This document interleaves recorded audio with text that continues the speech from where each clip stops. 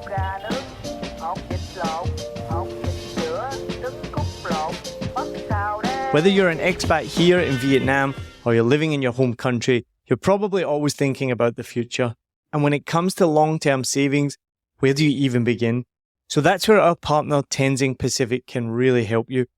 One of the benefits of living in Vietnam is the cost of living is more affordable, so it often means that you have an increased amount of disposable income. And if you've got disposable income, how do you make the most of that extra cash to help you build a solid financial future? With Thinh Dang Pacific, you can start investing for as little as $250 a month. And they work with international providers, giving you access to world-class investment managers and global brands that you know. And one of the best things about investing is it's all about getting rich in the future. And by investing just $500 a month for 5 years, with a standard 8% annual return, you could end up with over $250,000 after 30 years, which is not bad for actually only investing $30,000. Now, I know 30 years sounds like a long time, but I've been in Vietnam for 8 and I feel like I got here yesterday. It's not that long. And that is the power of consistent investing. So are you ready to secure your future with the world's leading investment opportunities? Then talk to a Thinh Dang advisor today and find out how easy it is to start saving. Click the link in the description to get started and access special offers for a Vietnam podcast. And our partner, Seven Bridges Brewing Company, has just been crowned Champion Brewery of Vietnam at the 2024 Asia Beer Championship. And not only that, 4 of their beers have won 2 gold medals at international competitions. Well done to all those guys and their team. That is absolutely incredible. But as you may know about Seven Bridges, it's not just about the beer. They are committed to sustainability, which I absolutely love. And their brewing is with a focus on making a positive impact. So they reuse a lot of their ingredients in things like their pizza dough and their amazing spicy dragon sauce. So it means that you can enjoy a great beer and support a company that cares about the environment. So if you're hungry and you're a little bit thirsty, then they've got you covered with some of the best pizza that goes with their spicy dragon sauce and my favorite drink, the Hai Van Haze. So cheers to good beer, good food, and doing good. Get yourself down to Seven Bridges Brewing Company, wherever you can find them in Vietnam. And most importantly, when you do go, make sure you invite me if you're in Saigon, and I'll see you there for a beer. I was born in Dak Lak, which is a very mountainous area. We grow a lot of coffees and peppers up there, and the educational system in Dak Lak is very poor at that time. There's not really much facility in the school. The ground is not like cement ground or anything. It's just very rough and very rocky at that time, and there's no real bathroom in there as well. The bathroom is made out of a steel coil looking thing. It's like a steel leaf like this, and they wrap it around in big enough surfaces so that people can just dig a hole in there and it's just doing their thing in there. So it's just so crazy. Like at that time, it was very poor facility.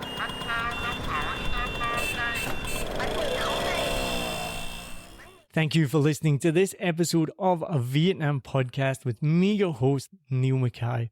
I started this podcast in 2019 to share stories of people connected to Vietnam. And I cannot believe that we are now in season 11 of a Vietnam podcast. That's absolutely crazy. Something I started as a hobby in my front room is now my full-time business with 7 Million Bikes podcast. And I still get to chat to incredible people from all over the world, all connected to Vietnam. Now, don't forget, we have our Patreon community as well. So if you want to become a Bop Sao Day, and if you love the theme tune just like everyone else, you'll know where that comes from. It's also one of the best foods in Vietnam is Bop Sao, which I thought for the longest time was called Bop Sao Day. But day means like now, right? Or here. Yeah, I thought for about 3 years it was called Bop Sao Day. If you want to become a Bop Sao Dayer on our Patreon community, then go to the show notes. We are building a community on there of people who have as much passion for Vietnam and a Vietnam podcast as I do, and everyone else who is on there. So we can have chats on there. You're going to get bonus episodes before everyone else. You get content before everyone else. And if you're in Saigon, we're going to do meetups, like bar crawls. We did a pub crawl recently, which you can go back and watch if you haven't already or listened to it. That was a fun day with a lot of supporters of a Vietnam podcast. So that was really cool. So go check out the show notes. become a Bup Sao Dare on Patreon and join the Vietnam podcast community. That will be amazing. Now, in this episode, I'm really excited to talk to this guest. He is the youngest ever guest on a Vietnam podcast. He is actually a personal trainer. He's my personal trainer, and we've been working together for over a year. And through that time, I've got to know his story, and it's super interesting, and it's very, very similar to a lot of young people in Vietnam. And it makes me realize how different it is to my story and many people from where I'm from, how different it is growing up in Vietnam to the rest of the world, and what makes it such a special country and the people so special as well, which is something I hate. I was talking to somebody recently and he's like, oh, Vietnamese people are so amazing.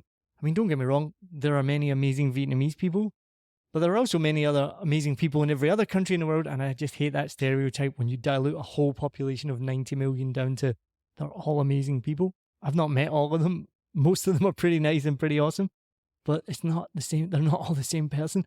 But anyway, I'm getting distracted. My guest today was brought up in Dak Lak, moved to the central region, and came back to start his own business in Saigon. I'm excited to introduce my guest today is Thinh Dang. Thank you very much for joining us on a Vietnam podcast. Thanks for inviting me to the show. I'm super excited.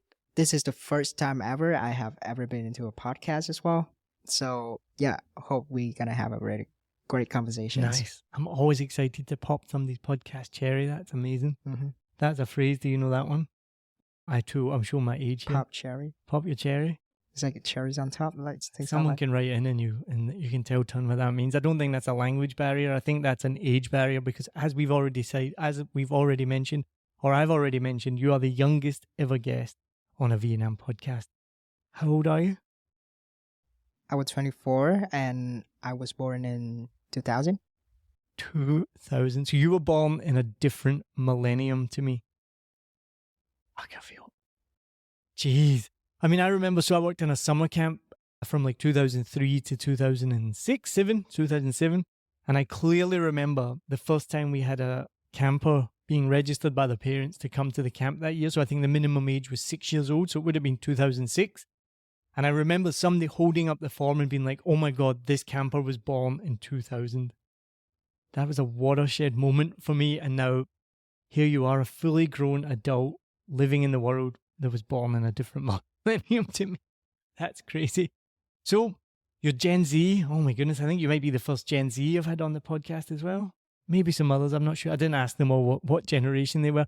But one of the things that I've found fascinating from the more and more that we've spoken, so we've been working out together for the past year or so, is the background of where you came from. So tell me, where were you brought up? What was it like? Yeah, so I was born in Dak Lak, which is, for you guys don't know, Dak Lak is a very mountainous area. We grow a lot of coffees and peppers up there.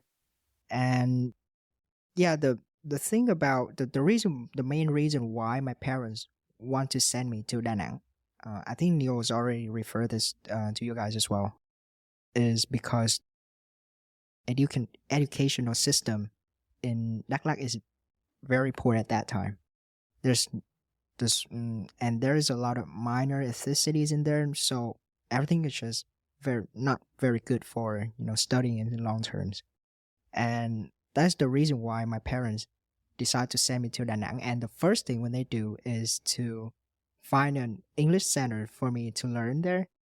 And the English center was learned at that time. At that time I was 8 years old, right? So I was learned there at the center is called Việt Mỹ, which is the shorter name is VUS English Centers. And I think I was the first member in my family as well to ever learn and speak English to foreigners at that time, which is so cool. What was the education system like in Dak Lak? Why was it so bad that your parents sent you away?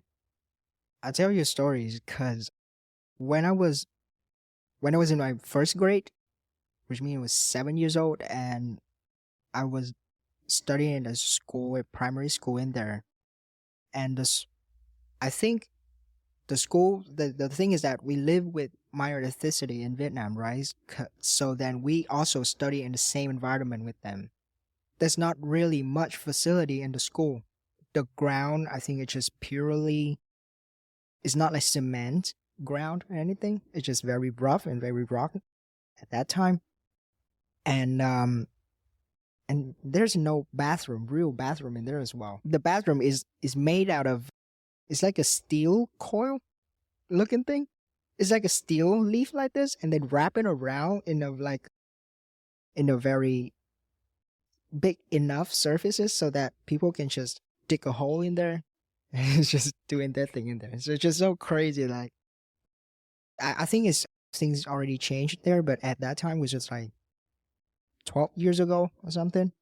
Yeah, at that time it was very poor facility. And I mean, so this is what fascinates me as a foreigner and the difference in Vietnam, right? Because I only know Vietnam, or Saigon. I keep saying Vietnam, but I mean, I spend 99% of my time in Saigon. Saigon is a big, bustling, busy city, metropolitan. There's going to be a metro one day. It's coming soon, though. The metro is coming soon. There's highways, there's cars, there's big buildings, there's Muji, what do you call it?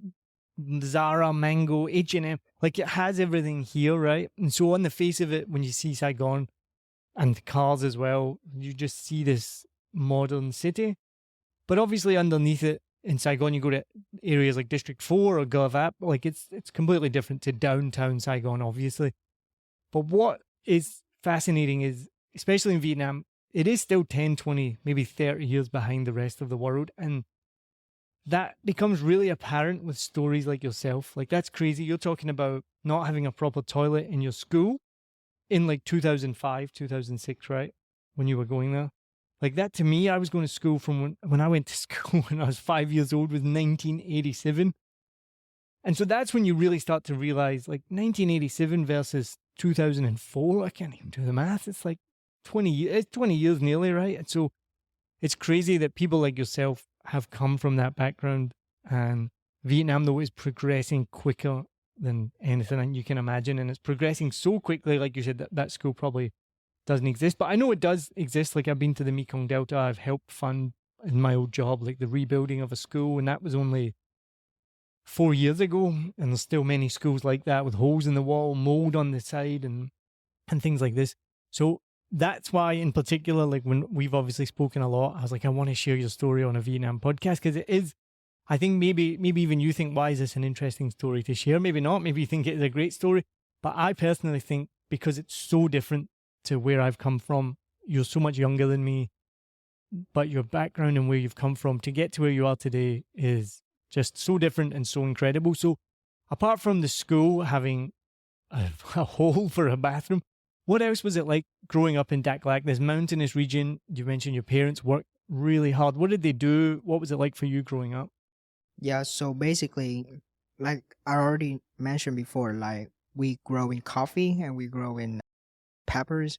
So most of them are coming from farming, right? So my parents, one of the biggest reason why they want to send me to another city to study is because they are so busy at their work. Like, they started their work at 4:30 a.m. until 11 p.m. And that's common for people in that region? I don't think so. I don't think it's common. I don't think it's common at all. Because my parents, not only they work on the farm, but they also have some transportation business as well. So yeah, they work on like 2 jobs at a time, and it was tough at that time. And they found that they didn't give me enough, attentions at that time. I barely have any meals with them. So when I go to school, right, my aunt will get me and her son to go to her homes, and then we're gonna have lunch there, and sometimes we have dinner there, and sometimes I can have sleep at their home as well. And about 11 or 11:30, my parents just gonna go to their my aunt's house and knock on their door and say, "Hey, time to go home, Thinh."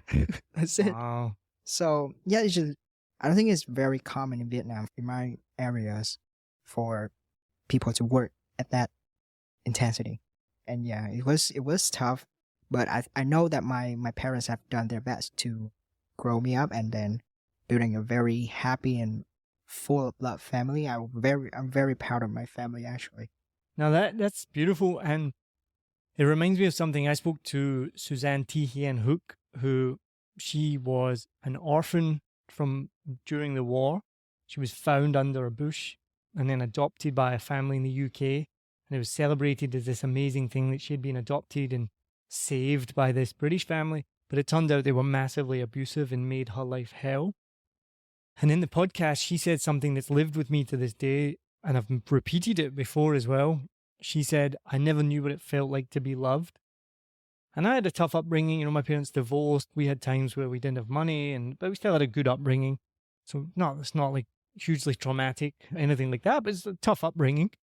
But I never ever felt unloved. And that really sat with me. I was like, wow, I do not know what that felt like. Like when she described that, to feel unloved because she was treated so horribly. I was like, no matter any hardship that I went through in my life, I never ever once felt unloved. And it sounds like something really similar to you as well, right? To grow up in a family where you just feel that love is something that not everyone gets. So that's really, really beautiful to hear. And your parents obviously have created a super successful family because I know you.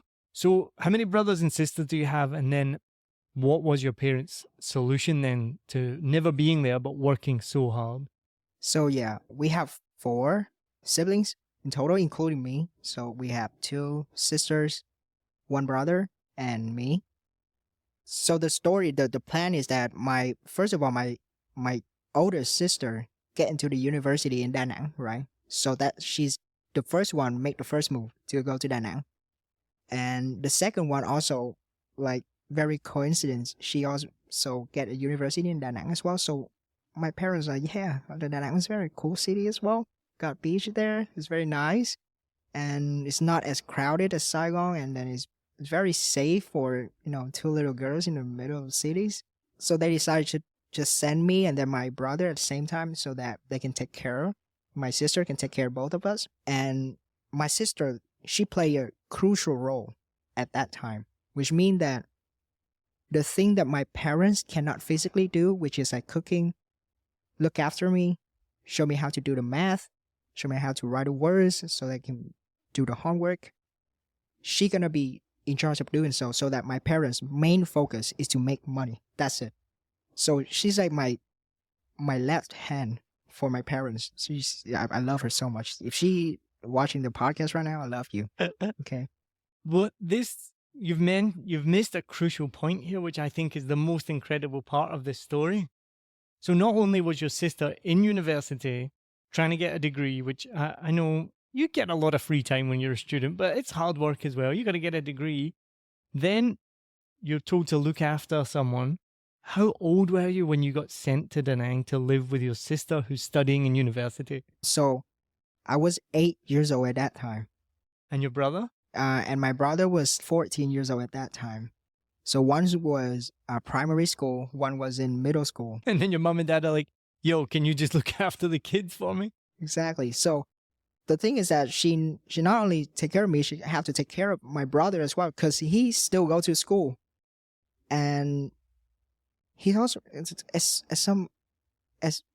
for somewhat reason, she can do all the homework from math to literature to English to chemistry for my brother as well. It's just mad crazy. Like, and then when I grow up and when I was at the same age with my sister when she got to university, which is like 19 or 20 or something, I found out how can she manage to do all that things. Like I barely finished my deadline. I barely finished my homework before the deadline, and then she managed to do all of that things and finish the deadline on time, and she graduated and got her degrees. So, I mean, I think about my university life, which for many people is very similar. It's just lots of alcohol and partying and irresponsibility and going to gigs. And I think it's just an incredible story that not only did your parents work their ass off, work so hard, because obviously they had to fund. They were obviously sending money to your sister, I imagine, to feed you, to educate you, and for her as well. That's right. That's true. That's true. So they're making sure that you guys are financially looked after, right? Yeah, that's right. By working their ass off. That's right. Then your sister has to look after 2 children and essentially bring you up. That's just amazing. That I don't know how, but still, that's why she's the oldest one, and she's the one that got respected the most in the family. So not because she's the oldest one, but what she had done to us, and then the responsibility that she gonna have, it's just crazy to me. So what was it like then growing up in Da Nang, moving from a mountainous region, countryside, now you're in the big city, which Da Nang is a relatively big city. What was that like? I think the first experience is that, first of all, I don't really, there's no smartphone at that time. It's still that some people have it. I was going to say, you're so young, they probably did have smartphones. They got a smartphone though. You were growing up, you were brought up with Wi-Fi? iPhone. No, there's no Wi-Fi up there. There's no Wi-Fi. It's like they got internet at that time. But it's like a modem. Yeah, modem. I think I haven't know much about Da Nang except they got beach. That's it. Yeah. And they got and I hear a lot of when I ask my brother, when I know I will go to Da Nang, and then at that night I talked to my brother. I was like, how it feels to live in Da Nang, because my brother was moved to Da Nang for about a couple months before me. Okay, so I talked to him and say how was it going in Da Nang, and he was like, yeah, it's all right. Got beach and you got supermarket up there, which is something that so basic. And then I kind of fascinated. Whoa, supermarket at that time, and they got like bánh tiêu. You know bánh tiêu? It's like a treat. I'll bring for you later on. But anyway, and they have a sausage up there. It's just very cool. A lot of food up there is very nice. Yeah, you should join. He's kind of hyped up a little bit. But when I first moved there, I feel excited when I first see everything is new. As a eyes of 8 years old, everything was new to you and it looks exciting. But when I've come home, and then I think I first arrived at my home in Da Nang was like 8 a.m. at that time, and then until like 6 p.m. I starting to cry, like, because I miss my parents so much, and then it feels unfamiliar. And something about the TV shows that there's a TV in my room at that time, and then something about the television, the songs of that old films just rising up, and then it just create a very, lonely and sadness environment. And it's just crying, and then just call my mom. So yeah, that's crazy. It's just very, I think it's not only is new, but it has new experience, and you can definitely have some new experience, new memories at that time as well. So yeah. When you were in school, did you meet similar people to yourself who'd come from like the countryside and moved to Da Nang for education? Oh, absolutely not. Like I think my whole class went. Oh, I was the head of that class. What is that called? It's like the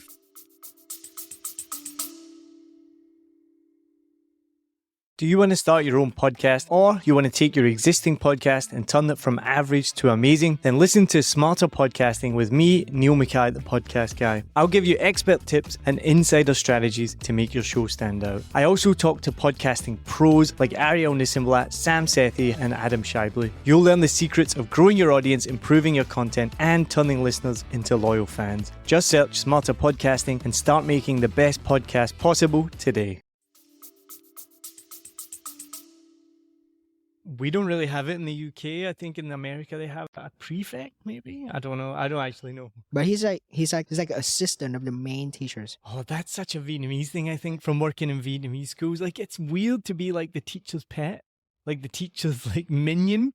I've had it in schools, and then there's like this one student who's like basically the narc of the class. They're like the ones that stand up. I remember being in a class and the student stood up and told the others to stop talking, and I was like, what is happening right now? Why did a student just tell the rest of them to shut up? And they all did it. They were all like, I was like, this is so weird. So is that who you were? You were a narc. Yeah, I'm a narc. But anyway, so how do you become the head student? I don't know. The first time when I get to the class and the teachers just asked me, oh, that's weird, because before the first day at school, okay, my parents, at that night, when we were having dinner together, and my parents just told me, hey, when she asks who's gonna be the what? The narc? The narc, yeah. The head student. You have to raise your hand up immediately. Like, so serious. Like, I don't know what the heck is the narc at that time as well. No, the narc is like a bad term, not a good term. I think maybe you'll be confused. A narc means you're like a grass. It means like you'll see. This is the thing I think so funny, right? Your parents are like, you need to be the head student, and you're like, okay, I'll do it. In the UK, you would get your ass beaten if you were like the head student. That's like not a cool position. Like if you were the head student, people would beat you up and make fun of you for being the teacher's pet. So this is why I found it so funny when this student would stand up and be like, hey, and tell them all to be quiet, and then they would all sit. And I was like, whoa, if that happened in the UK, like they would be getting stuff thrown at them and you're going to get beaten up after class. Like it would be really bad. But here it's a prestigious position, right? It is. And I think the main reason why your parents want you to be in that position so much is because they believe that you will have a good grade and you'll be prioritized more. Right. For your teacher's going to prioritize more than other students. So Gotcha. So yeah, the first day I'd go to class. Same deal. Who's volunteered to do this position? Me. She at the moment she just say who's gonna be volunteer, not even say the positions. I know she's gonna say that position, so I just raising her hands up. That's how it is. In the UK, everyone would be like, no, I'm not doing it. No, you do it. I'm not doing it. You do it. That's hilarious. So what did you have to do as head student apart from telling all your other fellow students? You're like, Miss Fung's talking, or you're like telling grassing on all the other students? To be honest, yeah, that's a good question though, because I don't really know what my job is. Like, who wants this job? Me. I don't know what it is, but I'll do it. The title's kind of cool, I guess. Okay, yeah, so one particular thing is you have to keep your class discipline. I think my role, my teacher described it as you need to keep our class disciplined. But yeah, I know that role. She didn't. The fun thing is that she didn't explain to me how to do it.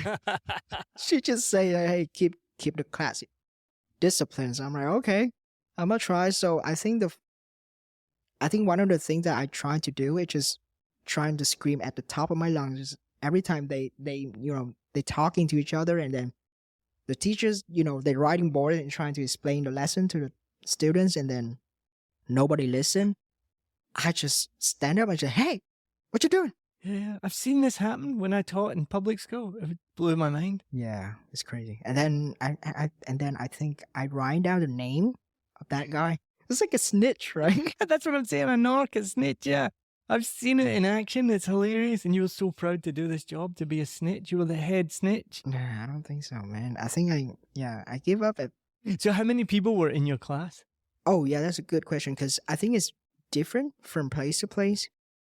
So my class when I was in Dak Lak was like 30 students, and then divide. You used to teach at a public school. They divide it into like 4 lines of students, and each line they got about 10 students. Maybe if you got like 30 students, it could be Like you mean line like the desks, right? Yeah. So you have like, I mean, I worked in classes where it was like 4 lines of 12, so that's like 48 students was pretty common.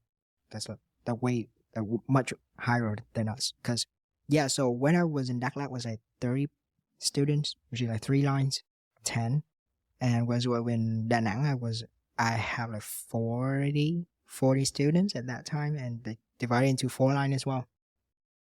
Yeah, which is something I found it kind of weird when I first come to Da Nang as well. It's just like minor things. There's so many students, kind of overwhelmed. That you had to control because you were the head snitch. Now, it was when you got to Da Nang that you learned English, right? And thank God, because I don't speak Vietnamese, so it's amazing. And I do say this, I just saw a clip from a video that we just put out where I am literally saying this, that one of the best things about living in Saigon is so many people speak English. And part of that's because I've taught thousands of kids, probably, helping them to speak English just so I don't have to learn Vietnamese. But your English level is incredible. And even every day when we're hanging out, working out, I'll maybe say some random word and I'll be like, oh, do you know what that means? And 9 times out of 10, you know what it means. I'm not being like condescending. It's normally because an English speaker might not even know this random word that I've used, and mostly you know it. And so I've always been impressed with that, your level of English, but not just how much English you know, which I really am blown away at. It's your pronunciation, because I know many people who have lived in the UK, have perfect English in terms of comprehension skills. You can have a conversation with them. They understand exactly what you're saying. But then when they speak, their grammar is horrible or their pronunciation is so bad that you can barely understand a word that they say, whereas your pronunciation is almost flawless. So how did you learn English so well, and how do you continue to develop your English? Yeah, I started to learn English when I was 8 years old. The first thing my parents trying to do is to just find a good English center for me to learn. Oh yeah, you went to VUS, right? Yeah, that's right, the VUS. And yeah, I just started to speak with foreigners at a very young age, which is something is just, young kid, when they start to learn something, they're going to learn very fast because like they're like a wide blank space, right? Everything you write on them is going to be there. So yeah, I think one of the biggest advantages is that I got time. I learned at a very young age. And the second thing is I kind of into the Western culture as well, because I love, food that from Western countries like Mexican. I love Italian food like pizza and all that. And I also enjoy listening to music that from Western. One thing I haven't told you, so we don't actually, when I come to Da Nang, right, there's some television show that it doesn't have in Dak Lak.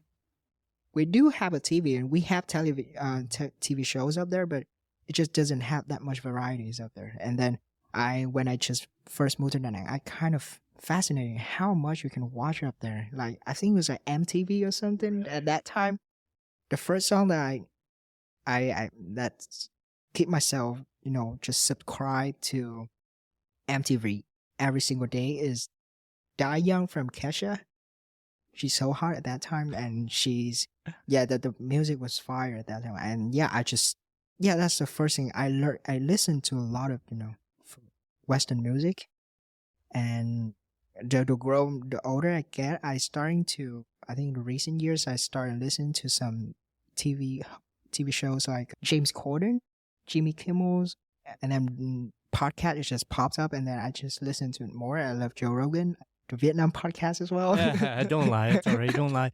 But I have a question though, because I think in Vietnam especially, and I think many other Southeast Asian countries, there's a big onus on having foreign English teachers, like native speaking English teachers, and it leads to a bit of a stereotype that I don't know if you're aware of, but I think it definitely used to happen, but not so much now, but a stereotype that any white person basically can show up in a country like Vietnam and they'll get hired to be an English teacher because parents don't really care about qualifications. I don't think it's true now. Maybe it is, but they just want a foreign teacher. They want a white face. And I don't think that's true. I mean, the school I worked at, ILA, had a really diverse teachers from all over the world, all different backgrounds, colors, creeds, races. And that was never, in my experience, something that was prioritized as to the color of the person's skin. But I do know it happened where black people wouldn't get hired because they wanted like the white, tall, Scandinavian looking person. How true do you think that is? And also, it sounds from your experience that it actually was, though, really important to learn from a foreigner. Do you think that really helped your English that much? Yeah, I heard a lot of people when they say things about, expat. In Vietnamese word, they call Tay Ba Lo. Tay Ba Lo, I felt that. So Thai is Western. What's Ba Lo again? Backpacker? Yes, like a backpack. Yeah, Tay Ba Lo, Western backpacker, right? Which is like not complimentary, is it? It is. And then I think I heard at that age, when I was very young, I heard a lot of people say it about that thing as well. They say, maybe, some English centers, they trying to make money and then they're just trying to hire a random guy in there. I heard a lot of stories about it as well. But you know what? At that time, I don't really care because the reason why I'm good at English right now is because I'm speaking to foreigners as much as I could. So who cares where you come from, right? And most of the teachers that I learn with is very nice to me. They're very friendly, and I have that impressions about Western people is that they are very friendly to kid, and yeah, so why would you care about it, right? As a kid, you didn't care where they were from. Yeah, that's right. As a kid, I see Western people. I was like, hey, that's cool. Yeah, so who cares? And what do you think parents' opinions are these days of Thai Balo or Westerners? Is it higher or lower? To be honest, I haven't asked this question yet. I haven't heard of a lot of people talk about this anymore because it's not very. The reason why people talk about it years before so much because at that time, English centers learning with foreigners is like a top trend, and then so that those incidents, those dramas about the CEO just trying to hire as much expats as much as possible, don't really care about certifications. At that time it was learning English is a trend, so the chance of people talking about expat is a lot more. But right now people don't really talk about it, so I don't think I don't hear a lot of opinions about this and what to share with you. Well, I have an interesting question to ask you because you are Gen Z, and this podcast has been going 5 years now. Vietnam has changed dramatically in 5 years. What is a younger, can't think how to grammatically say this correctly. See, even as a native speaker, I fuck up my grammar all the time, as my wife loves to point out, because her grammar is perfect. What is the opinion of younger people in Vietnam of foreigners in general and expats? And I don't mean backpackers, because there's many foreigners like me here in Vietnam who've been here for 8 years, 10 years, 15 years. They've come here for a job. They're not English teachers per se. Do young people in Vietnam even care? Do they have an opinion on that at all?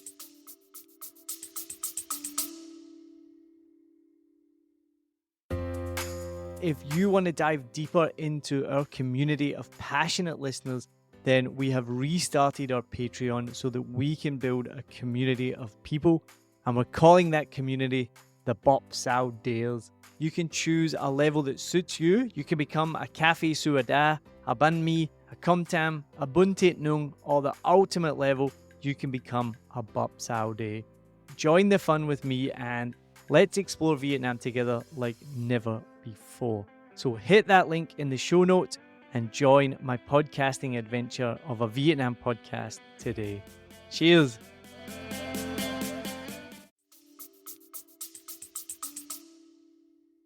I don't think Gen Z, they really care about that much. I think they do actually enjoy having a friend. They enjoy the concept of having a friend from different countries, and they really enjoy speaking English as well.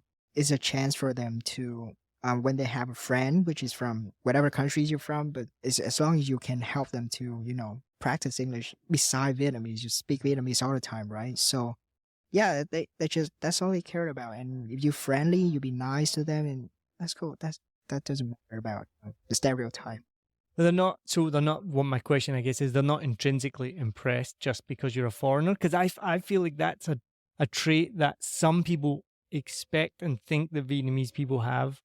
And again, we're making a massive overgeneralization, but like, oh, you're a foreigner. Oh, welcome to my country.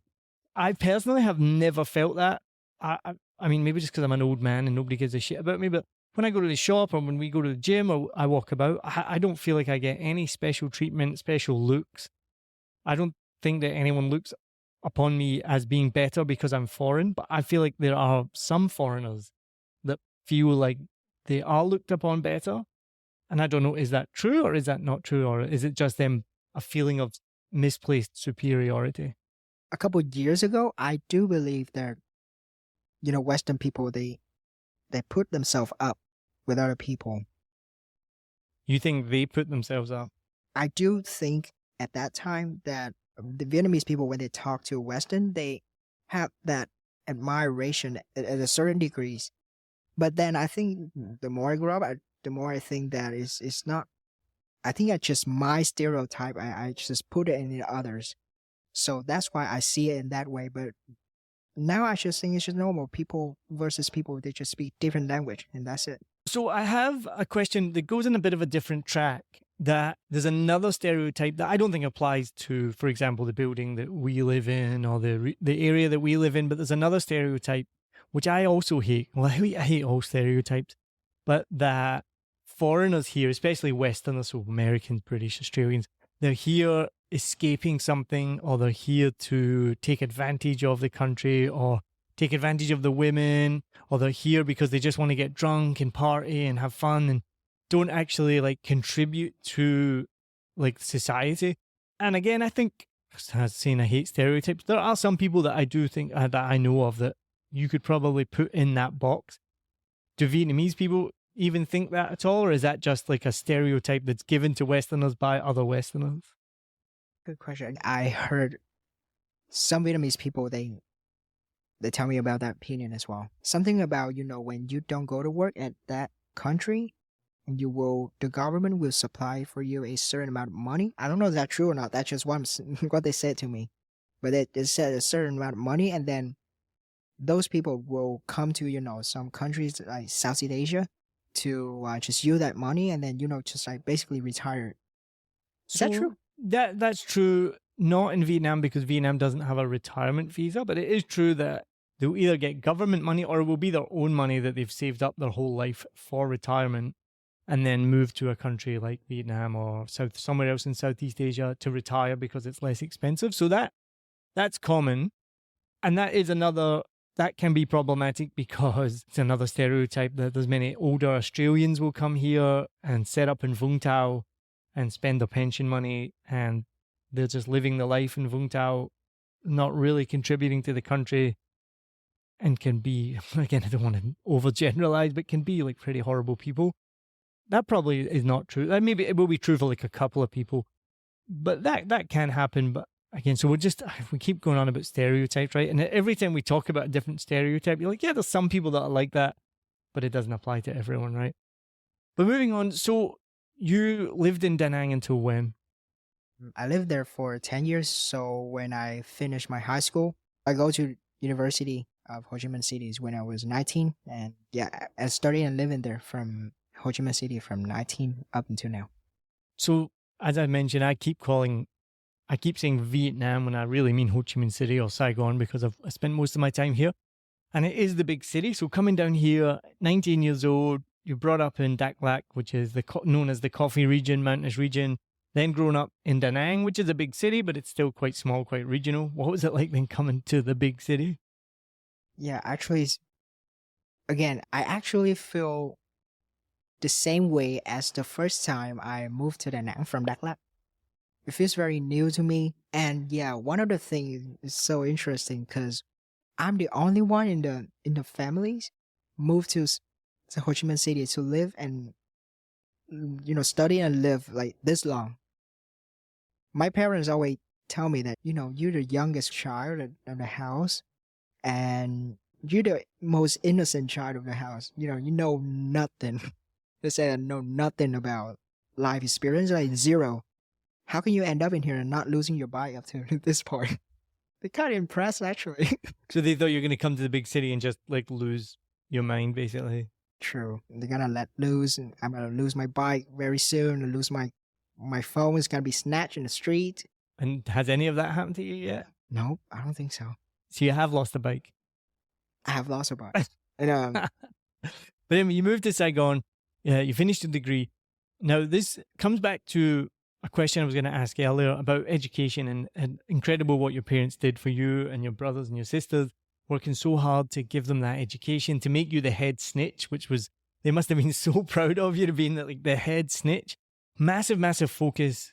Everyone knows it in Southeast Asia, in Vietnam, on education. And it's, again, another stereotype, but it is true. I mean, around the world, every parent wants their child to do well, but there's a really huge focus in Asia. And it's so funny over the years talking to people. Everyone's parent wants them, right? Tell me if I'm incorrect. They want you to be a doctor, a lawyer, an engineer. Engineer is a big one. Accountant, teacher. Like, it's one of those 5 jobs, right? And if it's not that, then you're massively failing. So what did your parents want you to be? Doctor. A doctor, right? There you go, right? So yeah, they want me to be a doctor, but not a real doctor, though. It's like... Not a real doctor. What's that mean? There's a guy who always, take an x-ray picture for you. Yeah. Do you want me to do in that position? You say he's stable, though. He doesn't wrong. He's very stable. And I know there's some guy who opened a practice at outside of the hospital. And he trying to, basically, he partner with a lot of practice outside, like partner with some dentists or some practice that they can do surgery at their homes. So when every time there's customers want to do some dentist stuff, they say, hey, go to do an x-ray. And then, it's just they're doing business there. It's just good. And I know his point, but it's just, I'm just laughing so hard because it's such a random thing that your parents decided out of everything that, like, we want you to do x-rays. Like, that's the kind of we want you to be an x-ray doctor.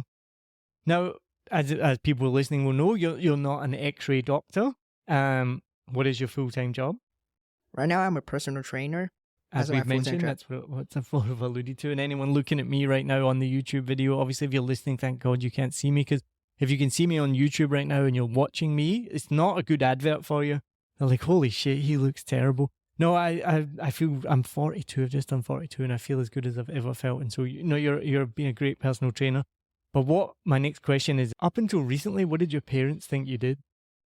They think I'm a translator in interior design company. I didn't know there was that specific. Okay, so I didn't know the lie was so deep. yeah, I have to make it specific though, or it's not a lie.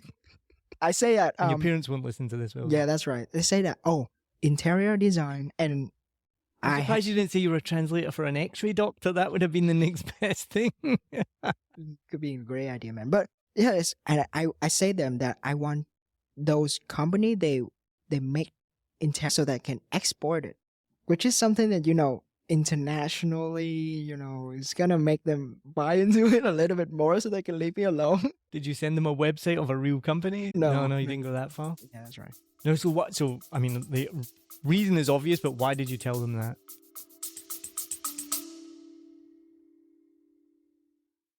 Hello, I'm Steve Ahern, one of the judges of the Asia Podcast Awards.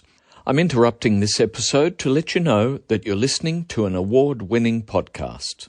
This podcast won its category in the 2024 Podcast Awards, so you know you're listening to quality. Enjoy your listening experience, and congratulations to the team who created this award-winning podcast for you. Yeah, it's because, my family is a traditional family. Again, I'm really proud of my families, but they have a traditional mindset. Everything has to be in the straight line. They put me in this path. You just go right on that path. Don't go anywhere. And that's the safest route they can give me. Basically, they want me to just graduate university, and they're going to try to utilize whatever relationship that they got at that moment, and they will find me a very good, stable job. And yeah, I just don't want to do it though. I think it's the way that I see the life of, doing, 9-to-5 job in Vietnam. I have a brother. He live in Tân Bình district. Okay. He was 36 years old, and man, like he doesn't have time to take care of himself and take care of the kid. Because right now he's overweight. Extremely overweight. Which is not, I feel you don't see many people in Vietnam that are overweight. Apparently obesity is becoming a bigger problem here. I'm going off track, but anyway, he's overweight. That's right. And he's overweight. He doesn't have time to go to, doing a sport. He used to really like playing soccer. But, 9-to-5 job, it's take all his energy away from him. And he had got 2 kids. And every time he finished the job, he have to go right back to his home to take care of his kid. And he had dinner with his family, and it's 9 p.m. and it's done. I don't want to live that life. It's not right or wrong, but it's just not fit for me. I think my brother can really happy with that life. I don't think it's just work for me though. So how long after you graduated did you decide, what was your degree in? Business administration.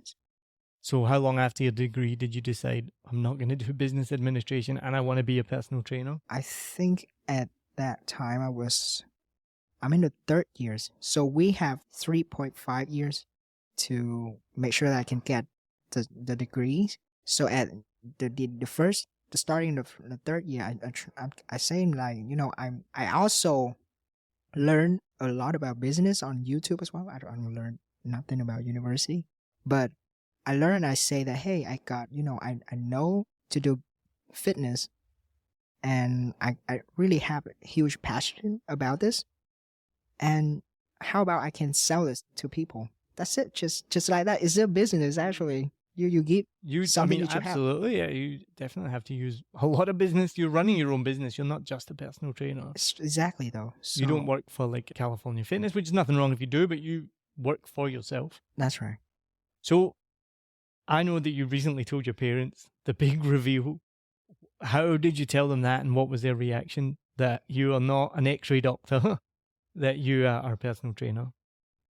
Okay, so there's two phrases when this happened. The first phrase, I talked to my mom with my sister first. You need your sister as backup. No. My sister is not on my side though. Oh, she's not on your side either? No, yeah. So she's like, they sent you to me when you were 8 years old. I brought you up and now you're a personal trainer? Yeah, that's right. That's kind of the same idea. Right, That's very true. gotcha, That's the same idea. So yeah, my sister told me that, yeah, you have to go to that. After there's some graduations, and then we just sit at a hotel and then having dinners together. And then my sister just brought up stories. Hey, so here's the thing. You live in Saigon long enough. You experience enough.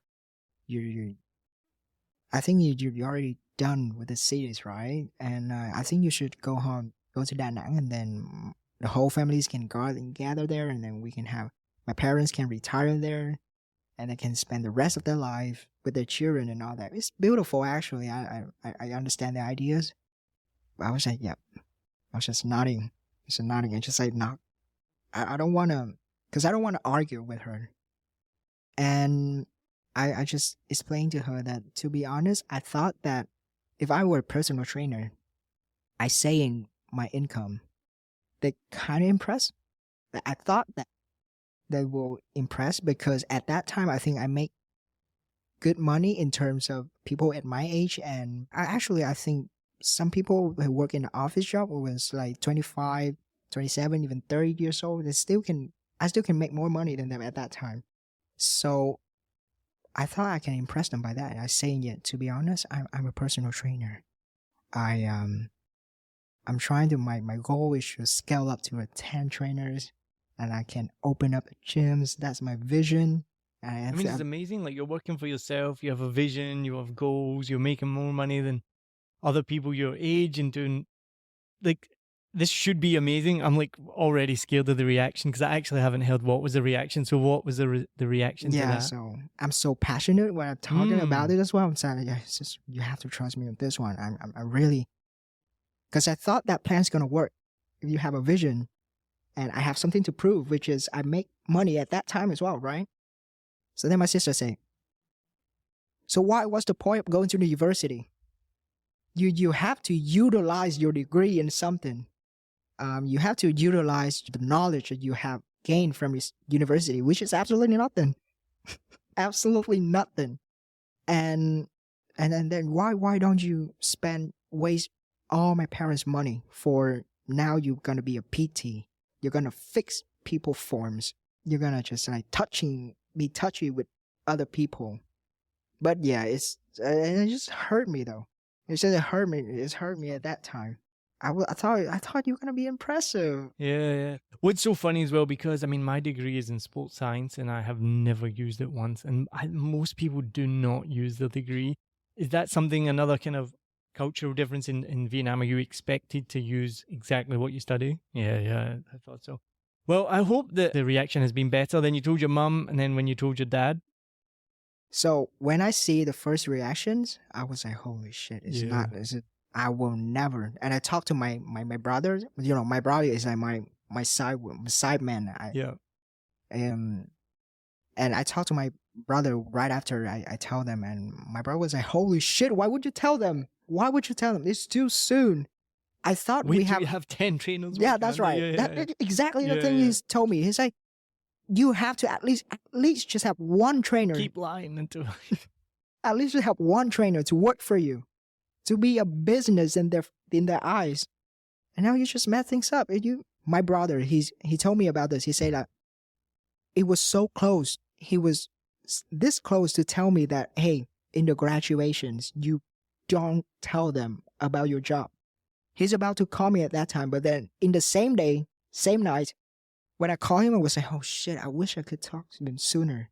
And when he was too late, and he told me that, okay, so here's the deal. 100% my sister gonna tell my dad for sure, because he's the head of the house, and you gonna lie to them no matter what. You have to say you change your mind or anything. You maybe you didn't think right. Everything you just make things up because you just want to stay in Saigon. You don't want to live in Da Nang, whatever. But don't tell them you are the trainer. So I was like, okay, yes sir. Lesson learned. So yeah, when I come back to, I think it's like a couple of months ago actually, and I come back to visit my families, and yeah, the day I was about to go back to Saigon, I thought I was get away, man. I didn't see my dad asking anything about my job and my intention in the futures. And my dad told me, hey, going up, about to tell you something. I'm like, oh shit.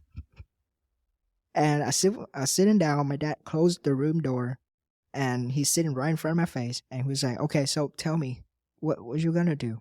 You graduate, so what you gonna do? So I'm saying, yeah, I want to do multi-international companies. I'm trying to learn Chinese and Spanish just to, gain more experience. But even though I'm trying to learn Spanish, but in a different purpose, not for, learning, working for a company. And I'm trying to make it sound good, And then after that, my dad told me, but I thought you want to be a personal trainer. And then because I heard your sister tell you about it last time with me. I was like, oh shit, okay. Okay, so I was like, okay, Dad, to be honest, I'm just make things up. I'm sorry, Dad, I'm just make things up. I just want to stay in Saigon. I love that city. So I don't want to live in Da Nang. I feel it's just fit with me, the energy and people there and place to go in there. It's just so amazing. I want to live there a little bit more. That's why I make things up, so that my sister, I thought that maybe if I lie, my sister can believe in me, so they will lead me to live in Saigon again. But yeah, I messed up that. I'm sorry. I just want to work in a company. And yeah, that's how it is. And my dad was like, okay, come back to Da Nang. Just quit your job in that company. Just come back to Da Nang. I think it'd be better for you. Your parents gonna be retired, and they're all the same reason. And I was just there, and I listening. I was just, acting like I'm listening. I'm absorbing everything. And at the end of the day, he said, yeah, what did you think? And I was like, I'm sorry, that I think I have to stay in Saigon. I was like, okay. Okay, he's very cool, actually. He's very calm. He said, okay, that's your choice, right? And I was like, yes, Dad. Are you sure about that? I was like, yes, Dad. I was like, okay. Okay. That's it. You know what's lucky about it? Because my sister is not there. If my sister is there, everything gonna be like 100 times dramatic. So yeah, I thought I'm so glad that everything is just going very smooth. It's That's not cool. I was waiting for the end because I didn't know. I was like, what's he going to say? I mean, it could have been so bad, right? So that's amazing. And you've got his support, it sounds like, in a way. And I'm excited to see how your business grows. And obviously, I've been a part of that for over a year now. He does fix my form a lot. That is part of your job. It's so funny. So just recently, like some days I don't work out with you, and I'd increased my bicep weight to like 22.5, and we'd been doing 17.5, and I was all proud of myself, and I was like texting him, I was like, I'm up to 22.5 now, like I'm feeling really strong, feeling really good. And then like the next week we worked out together, and I was like, showed him, put the weight on 22.5. Immediately he's like, put your arm back all the way out, come on, do this. Fixed my form right back down to 17.5. Ego scratter. Oh, one thing Ego was destroyed. One thing I forgot to tell you, that my mom reaction as well at the first phrase, when she just sit right next to my sister at that time, and my mom first reaction was like, oh, so are you gonna be it's like a whore, it's like a whore job, because you like a sugar baby, people are gonna pay you money, and I might make more money doing that. Yeah, but it's true. Well, Thinh, thank you so much for being on this episode of Vietnam Podcast. I'm so excited to share your story. If you are looking for a personal trainer in Saigon, get in touch with me and I'll put you in touch with Thinh. He's been awesome, and I can't give him a big enough recommendation. Thank you very much for tuning in to this episode of A Vietnam Podcast. I can't believe this is now season 11. Keep on listening. Join the community. Go to the show notes. Go to patreon.com/A Vietnam Podcast. Become part of the Vietnam Podcast community. You can be a bups out there. You can join for free. You can start at $1 a month. It doesn't really matter. I just want to build a community on there. So please do that. And thank you again for listening. Make sure wherever you are, whatever app you're listening from, subscribe, follow, turn on all the notifications. And the best thing that you can do is share this episode with someone else. And also, I love it when people get in touch. So drop me an email or a message. So Thinh, thank you very much for being on A Vietnam Podcast. Thank you very much for listening. Cheers. I wanted to share with you about one of my favorite affiliate partners, and that is Fiverr. I've been using Fiverr for years for everything from ordering YouTube thumbnails to keyword research, writing podcast articles, even to Canva designs and thumbnails and more. So whether you're a budding entrepreneur, a podcaster, or anyone in between, Fiverr has got you covered. It really is the go-to platform if you want to find freelancers offering a massive range of services to help you on any project. Maybe you need a stunning new logo or just a short animation. Whatever you need, you can find it on Fiverr. What I love the most is how easy Fiverr makes it to connect with talented freelancers from around the world, all at prices that will fit whatever your budget is. Plus, with Fiverr's secure payment system, you can trust that your transactions are safe and secure. No dodgy people you meet on Facebook groups that disappear with your money and never give you what you want. What, that's only happened to me? As an affiliate partner, I will get a small commission if you use the link and at no extra cost to you. As an affiliate partner, I will get a small commission if you click my link and you buy something, all at no extra cost to you. And best of all, you will be directly supporting the making of this podcast that you're listening to for free, but it is not free to make. So why wait? Head over to somewhere that you've probably never been before. It's called the show notes. So whatever app you're listening in, if it's Spotify or Apple Podcasts or anything at all, head to the show notes, click on my special link, and then you can browse thousands of gigs ready to help you with your next project.